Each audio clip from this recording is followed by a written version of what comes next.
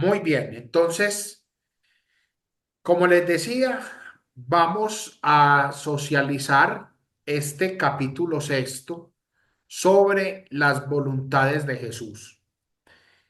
Se llama así las voluntades de Jesús porque va a tratar sobre las dos voluntades de Jesús. Jesús es humano y divino.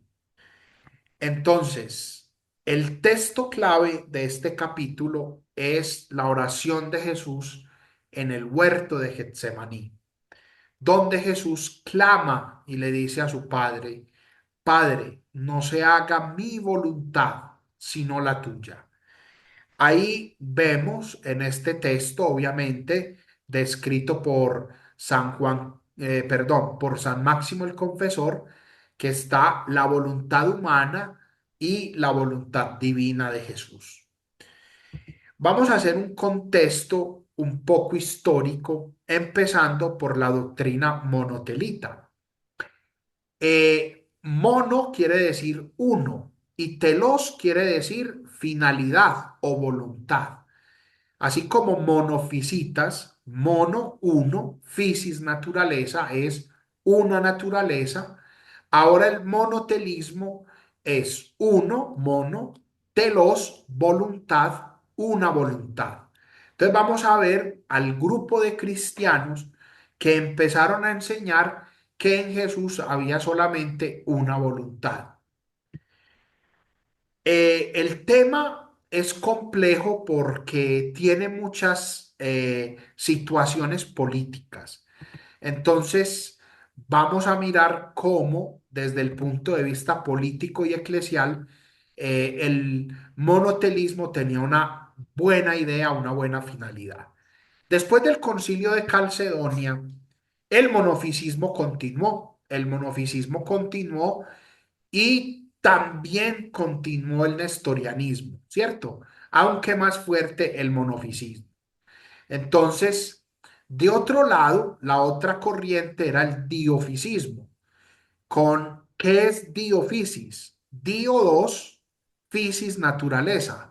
Entonces es la enseñanza que dice que Cristo es de dos naturalezas. Entonces podemos decir que la doctrina católica es diofisita porque dice que en Jesús hay dos naturalezas.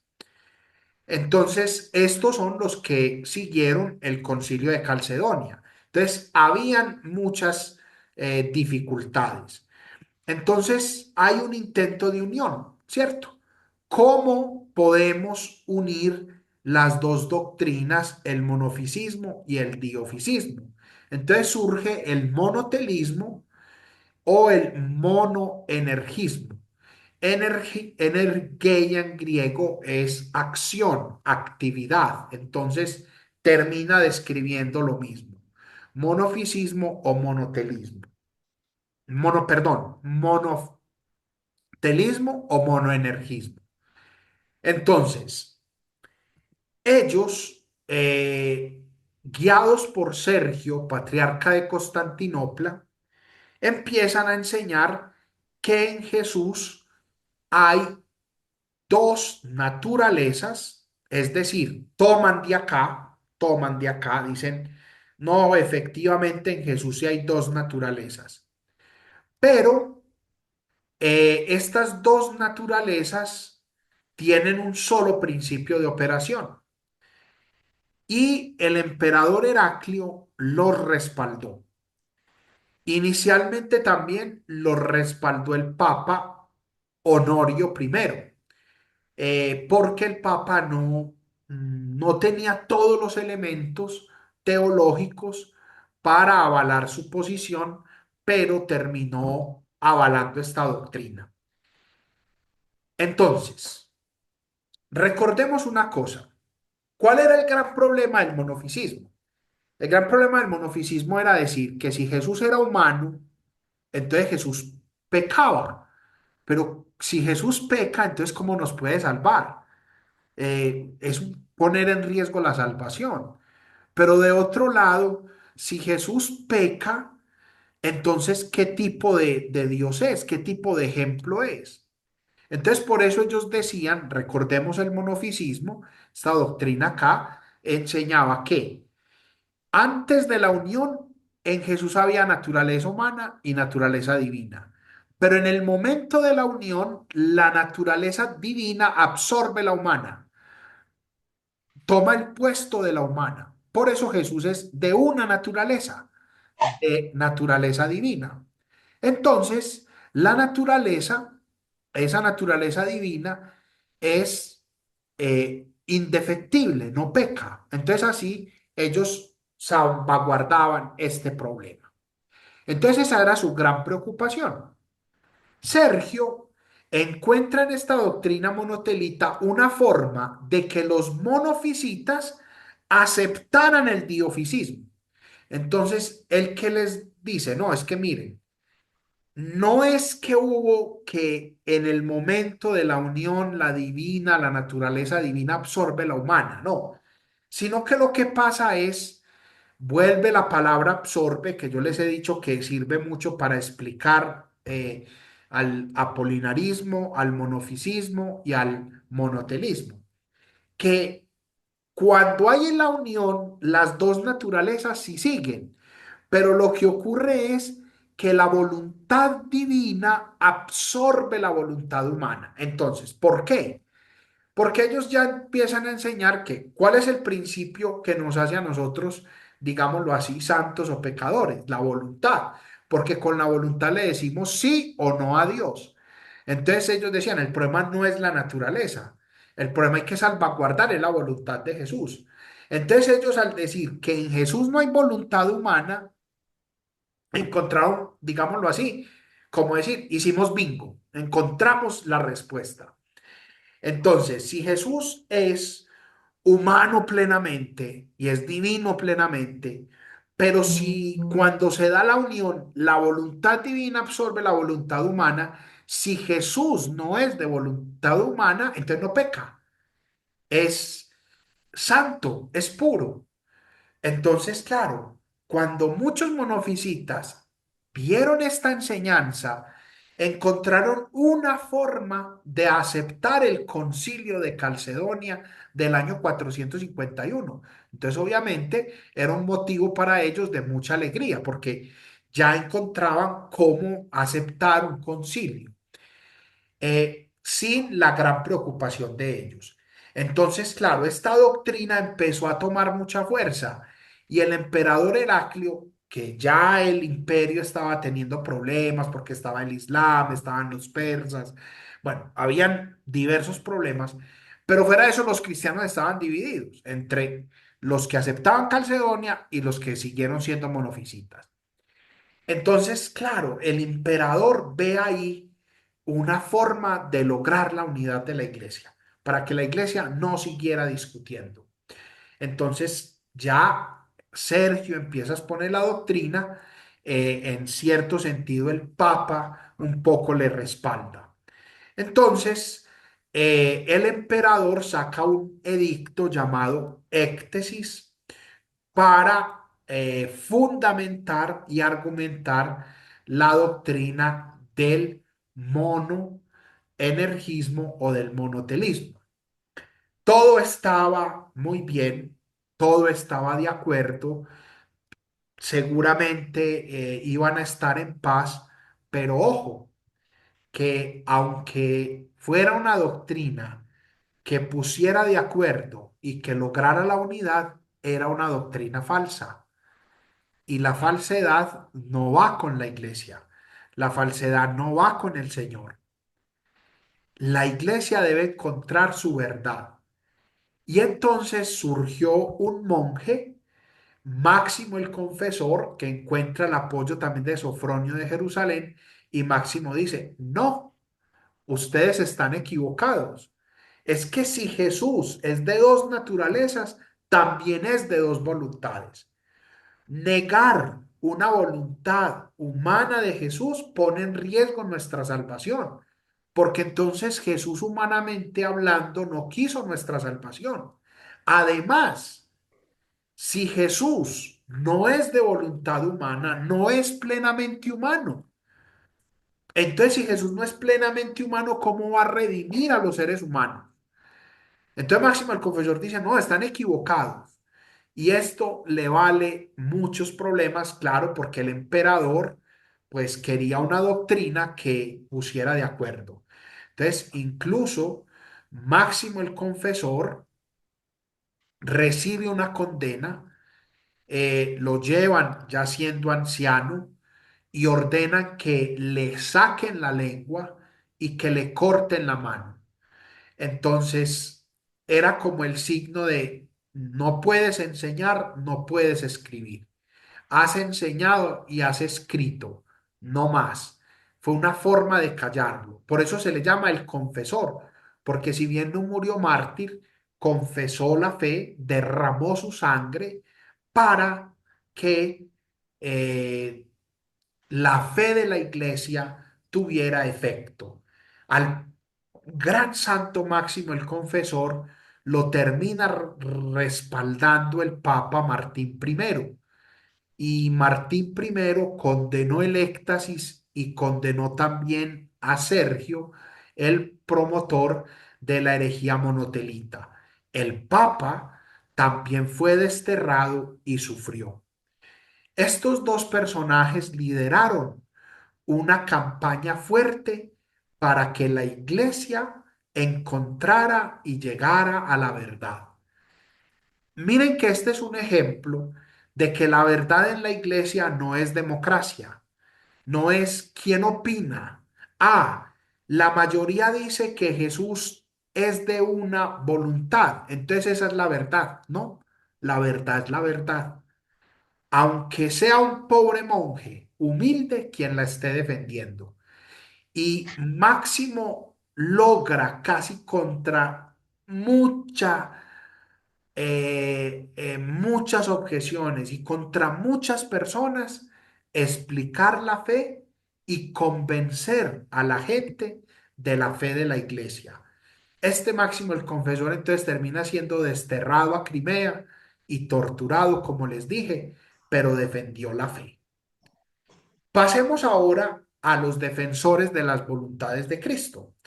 Ya más o menos vimos a Máximo el Confesor, pero hay que ver su doctrina más detalladamente. Máximo el Confesor hace una gran síntesis cristológica de la iglesia de los primeros siglos, tenía formación literaria y filosófica, muy culto, fue secretario del emperador, fue monje, y él en Cartago da una pelea fuerte contra monotelitas, enseñando que si hay dos naturalezas, hay dos principios de operación, dos voluntades, la divina y la humana en Jesús.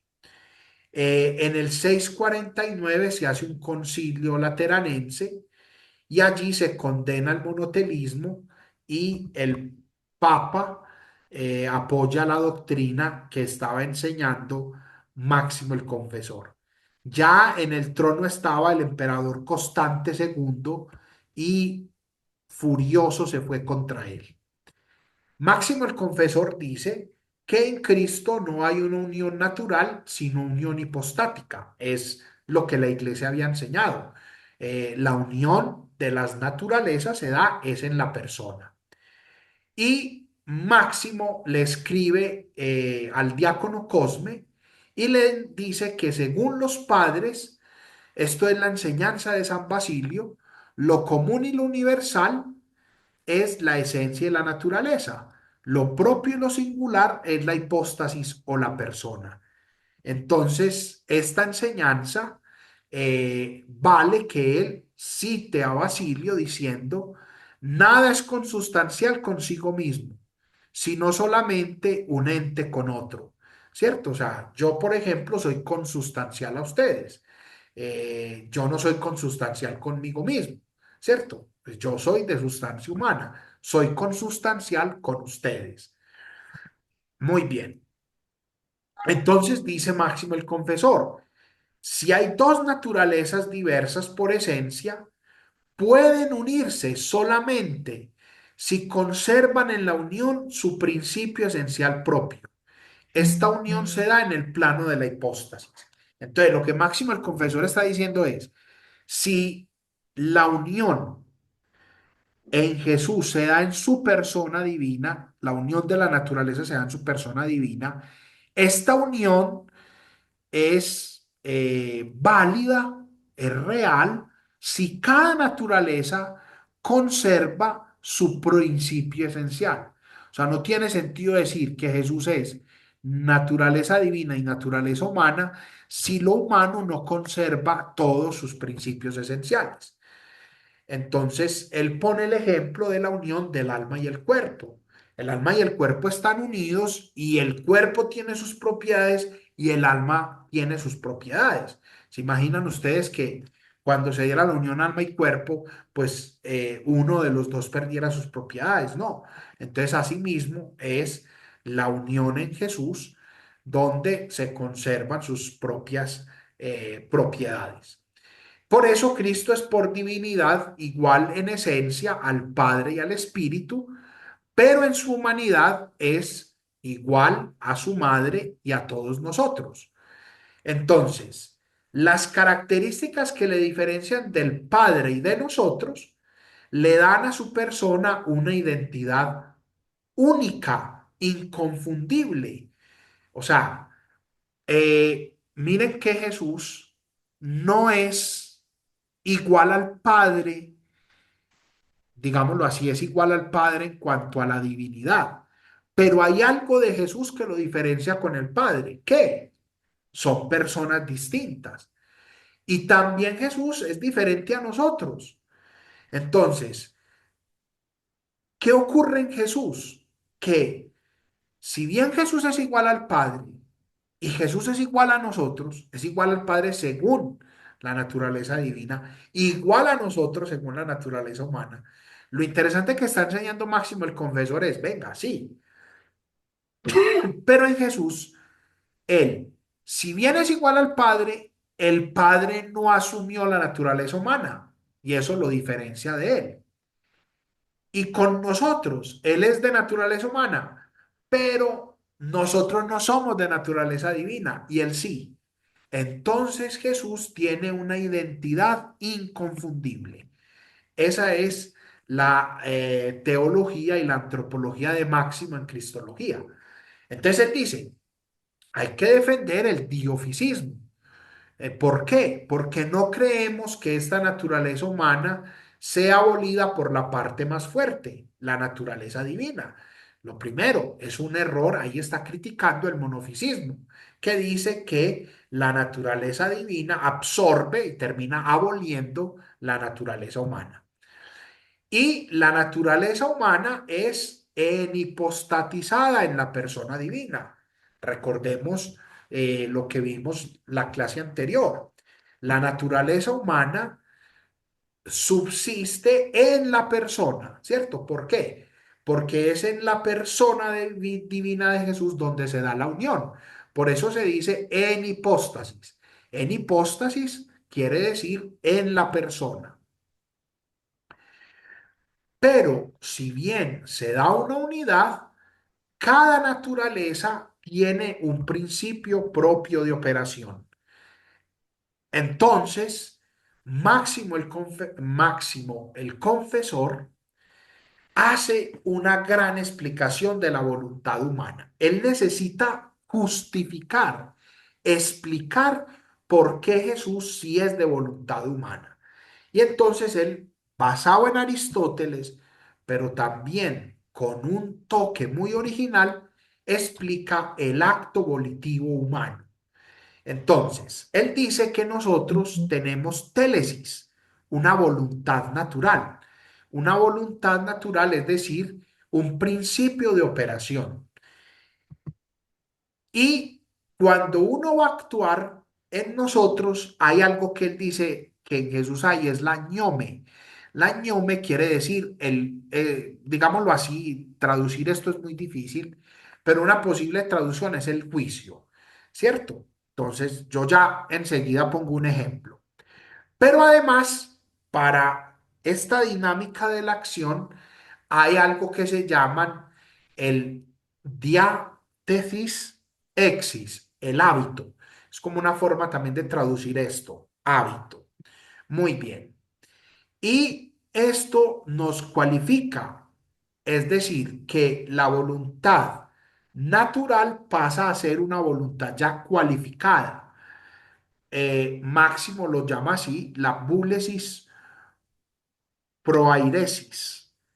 Entonces, Máximo el Confesor explica que ya esa voluntad cualificada, marcada por los hábitos, nos lleva a la virtud. Pero si no está cualificada por los hábitos, es un existes caquías, es decir, un hábito malo. Y entonces es lo que se llama los vicios. Entonces, voy a hacer una explicación breve.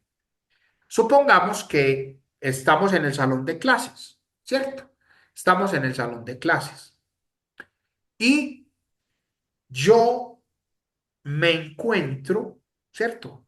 Yo vi que al principio, cuando yo llegué, no había nada, tuvimos el descanso y después del descanso veo que hay un billete en el piso, ¿cierto? Y resulta que todos ustedes se fueron. Yo veo el billete, nadie lo reclamó, lo tomo y yo dentro de mí pienso y digo, ay, me encontré 50.000, ¿cierto? Y yo tan de buenas, me lo voy a guardar, ¿cierto?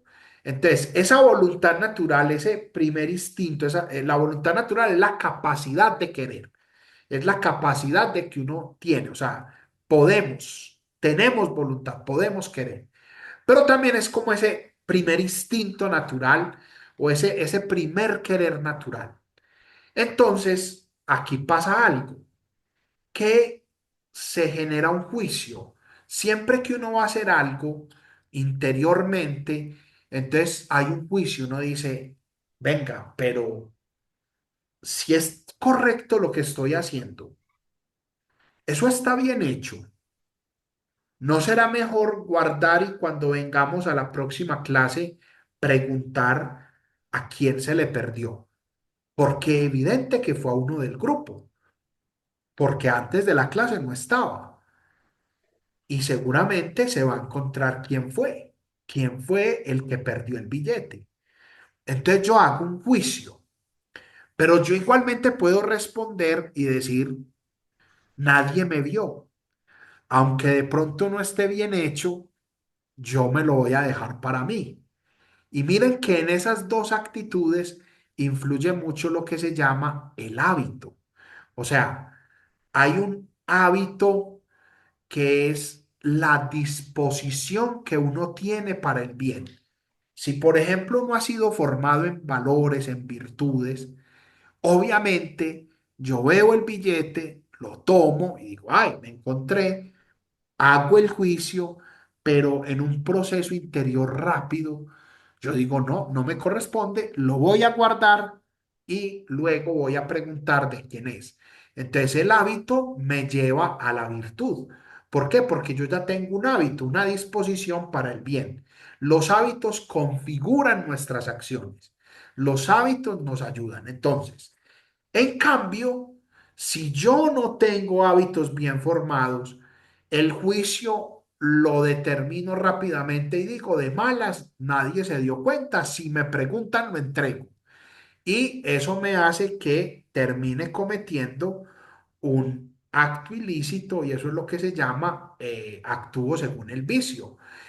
Bueno, entonces, miremos que esta es una dinámica de la acción y del accionar humano. Por ejemplo, si una persona es alcohólica, ¿cierto?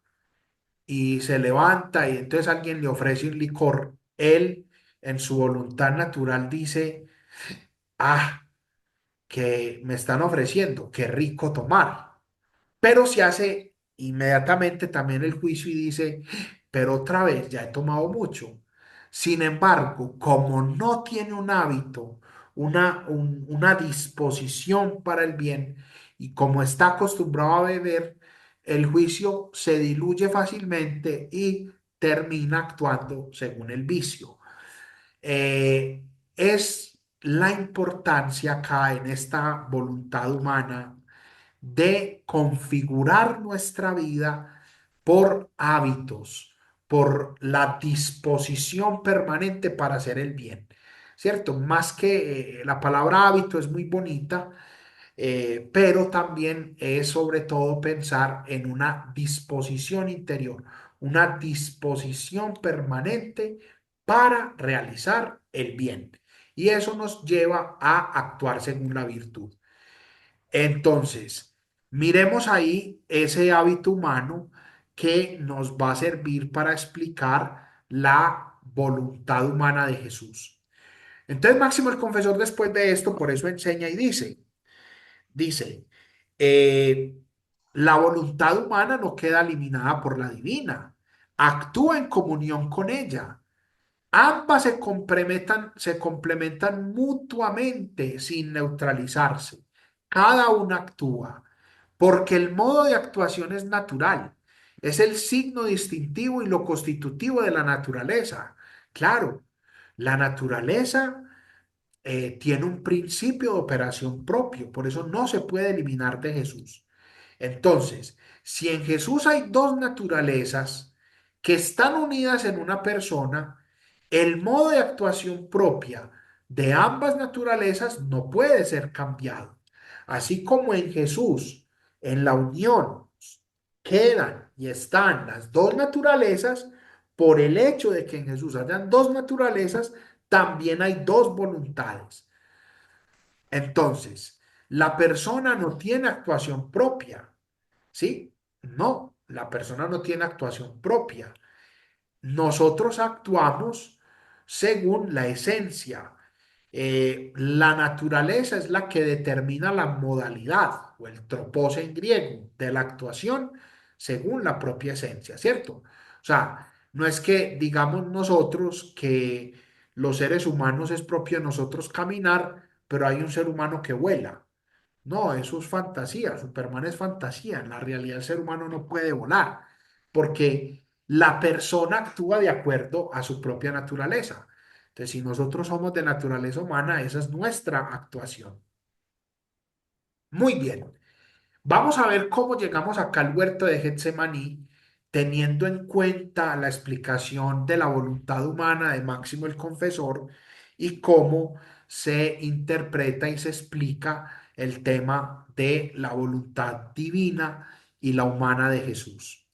Entonces, en Jesús hay voluntad humana y hay voluntad divina. Es lo que ocurre en él. ¿Por qué? Porque es humano y divino. Analicemos esto en un pasaje. Entonces, la voluntad divina de Jesús quiere nuestra salvación, quiere salvarnos. Por eso vino al mundo, porque nos quería salvar. La, en Jesús hay una energía o una voluntad natural, así como los seres humanos, un principio propio, ¿cierto? Eso es cuando, por ejemplo, en el huerto de Getsemaní, Jesús tiene susto, Jesús tiene miedo, y entonces Jesús dice, Padre, no, hágase tu voluntad, no la mía. ¿Por qué? Porque seguramente su voluntad humana lo que quería era librarse del peligro, librarse de la muerte. Entonces, esa voluntad natural, inicialmente hablando, es la que le dice, mira, sálvate, no vayas a morir. Entonces, por eso Jesús, que tiene un propósito, ora, ora. Y esa oración hace que su voluntad natural, porque en Jesús hay un éxis, un hábito, una disposición permanente, hace que esa voluntad sea cualificada. Y como la voluntad divina quiere la salvación, entonces esa voluntad humana de Jesús termina uniéndose a la divina para decir, no mi voluntad, sino la tuya. Entonces, esta voluntad cualificada humana de Jesús termina poniéndose de acuerdo con la voluntad divina. Ahí Jesús se une al Padre en la oración.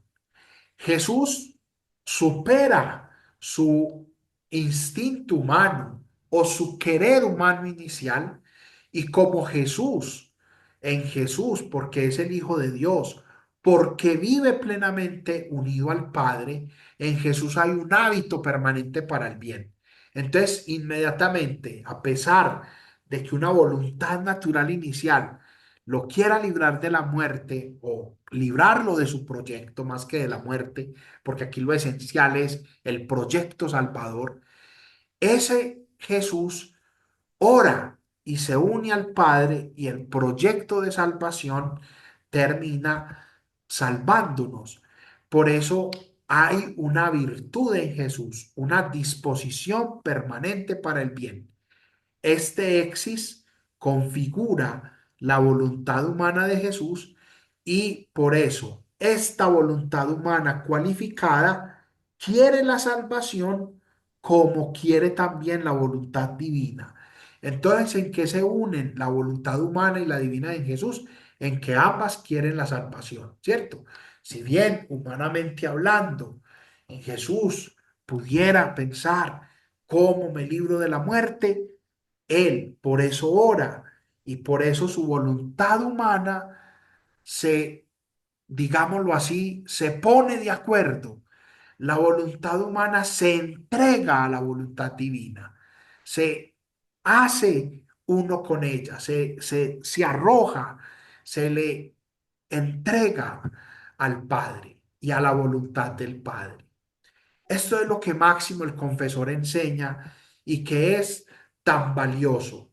Por eso dice él que en la persona del Cristo, el actuar humano y divino se encuentran juntas en un intercambio. Claro, el actuar humano y divino se intercambian, actúan juntos.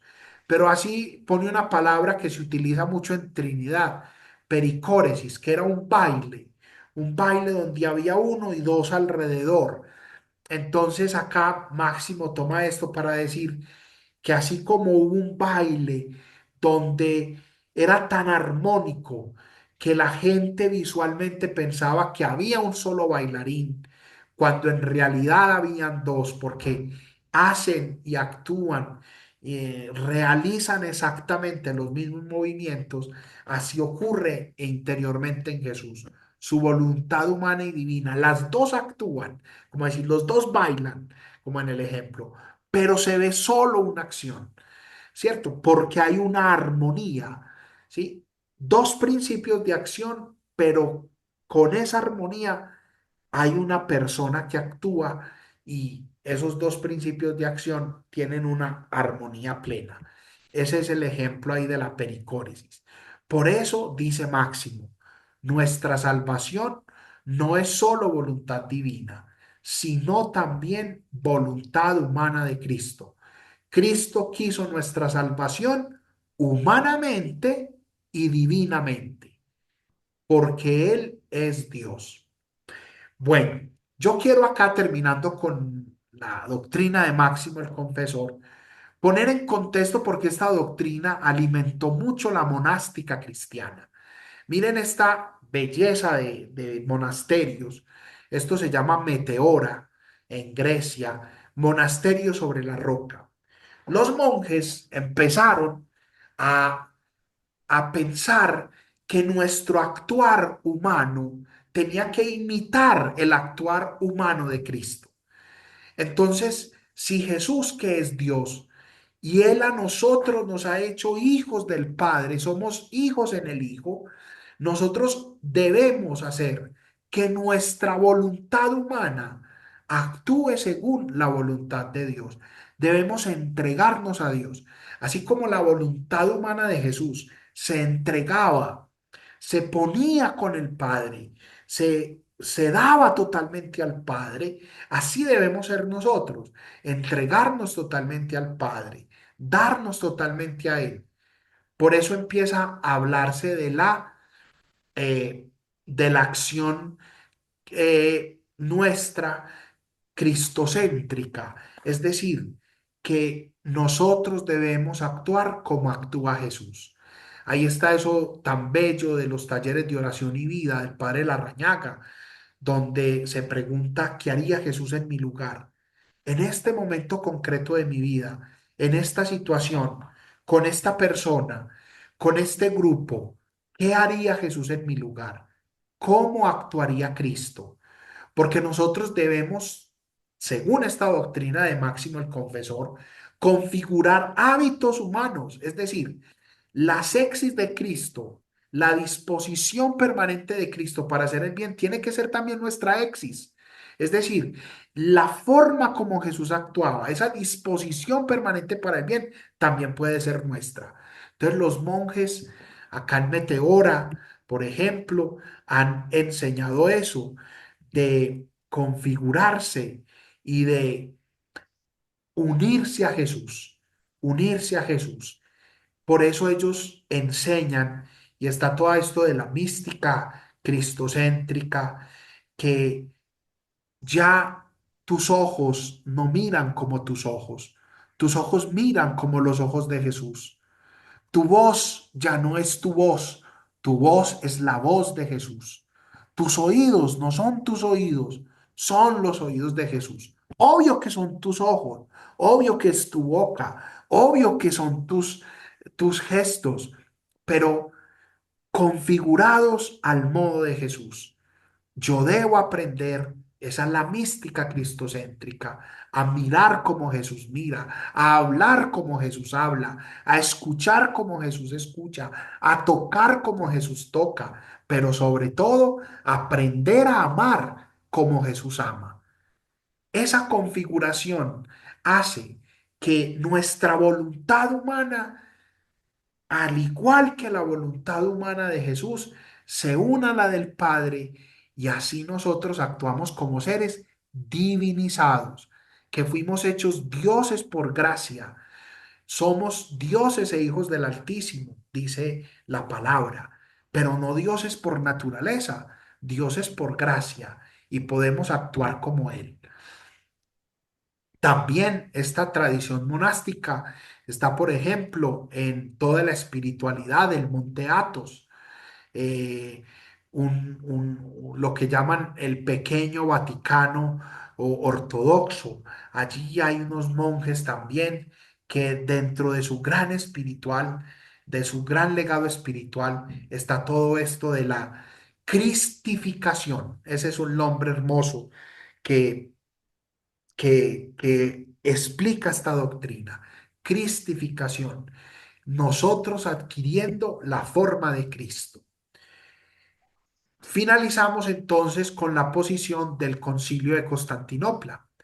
En el año 680, después de que ya habíamos tenido el Concilio Lateranense, el Concilio de Constantinopla se convoca y los papas son San Agatón y León II, y el concilio, aunque ya tiempo posterior a Máximo, va a dar la razón a la gran enseñanza de Máximo, y esta va a ser la doctrina que va a aceptar la cristiandad. En esencia es lo que hemos visto de Máximo el Confesor.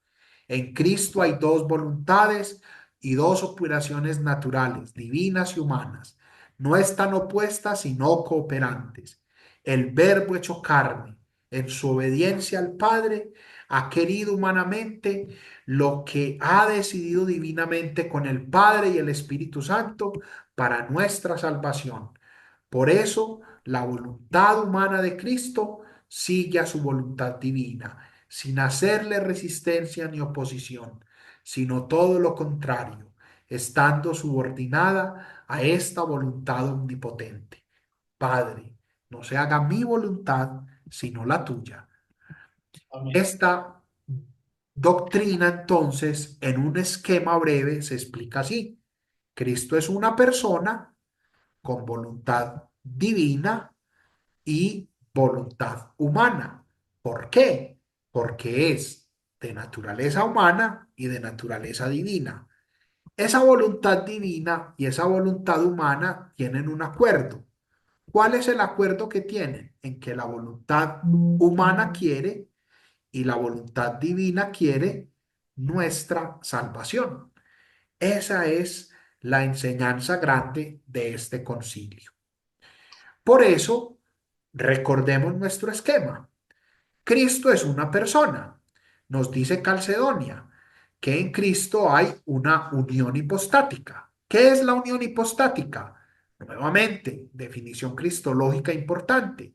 La unión hipostática es la unión de las dos naturalezas en la persona del Verbo. Como Cristo es de dos naturalezas, es naturaleza divina, obviamente, y naturaleza humana. Por ser de naturaleza divina es verdadero Dios. Por ser de naturaleza humana es verdadero hombre. Y como es verdadero hombre, Él es cuerpo humano y alma racional. El alma racional tiene dos facultades, la voluntad y la inteligencia. Contra los monotelitas afirma entonces el concilio que acabamos de ver la voluntad humana. Pero en Jesús, obviamente también, como es verdadero Dios, en él hay inteligencia divina y también hay voluntad divina. Entonces, miremos, este principio de operación, esta naturaleza, la divina, hace que en él haya voluntad divina. Y este principio de operación, la naturaleza humana, hace que en Jesús haya voluntad humana. Entonces, esa voluntad humana y esa voluntad divina tienen un acuerdo en que ambas quieren nuestra salvación. Esa es la enseñanza de la iglesia, esa es la teología de San Máximo el Confesor sobre las dos voluntades de Jesús. Una doctrina que acompaña a la iglesia y que nos hace hablar que Jesús es plenamente humano y plenamente divino.